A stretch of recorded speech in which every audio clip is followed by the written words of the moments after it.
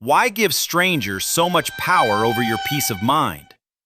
Why let someone else's judgment decide whether you're having a good day or a bad day?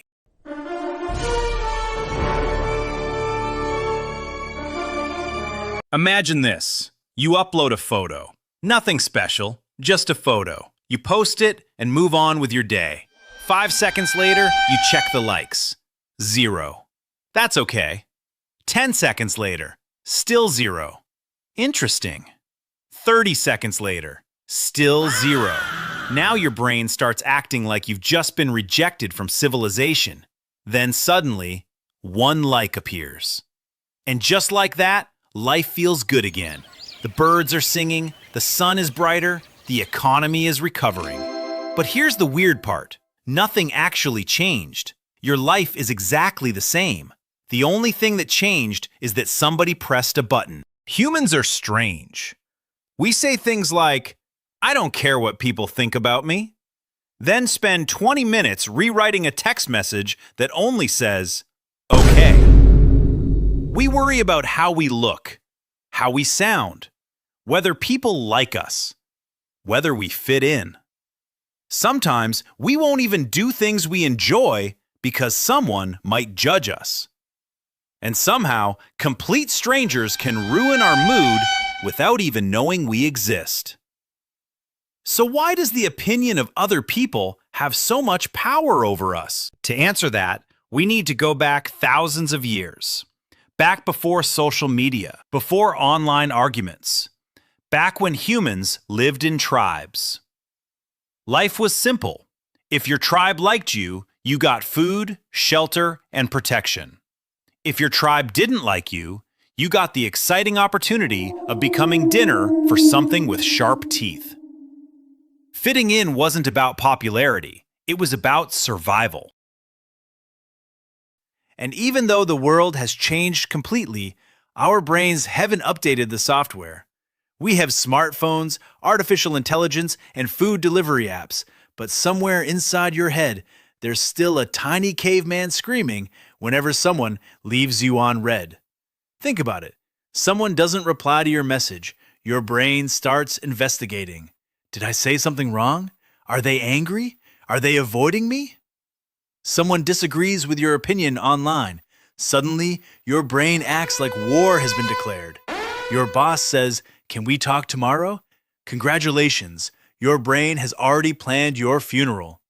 Rationally, you know everything is fine. Emotionally, your caveman software is preparing for disaster. And that's why embarrassment feels so painful. Maybe one day you accidentally waved at someone who wasn't waving at you. Maybe you called your teacher Mom. Maybe you pushed a door that clearly said pull. Normal people forget these moments after a few seconds. Your brain, however, stores them forever. Then, at 2 in the morning, it suddenly says, "Hey, remember that thing from 5 years ago? Let's watch it again." Over time, something strange happens. We start living for an audience. We wear things because people might approve. We say things because people might like them. We avoid things because people might judge us. Every decision becomes a performance. Every action becomes a calculation.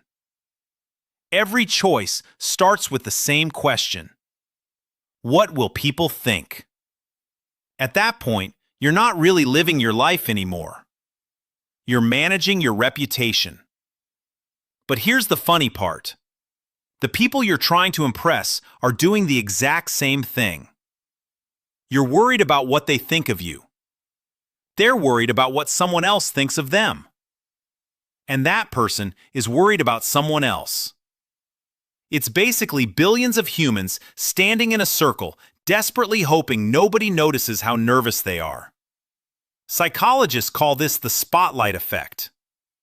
We think everyone notices every mistake we make. But in reality, most people are far too busy thinking about themselves. You trip while walking and think the entire city saw it. Meanwhile, half the people were looking at their phones. The other half were busy remembering something embarrassing they did years ago. Most people aren't watching your life.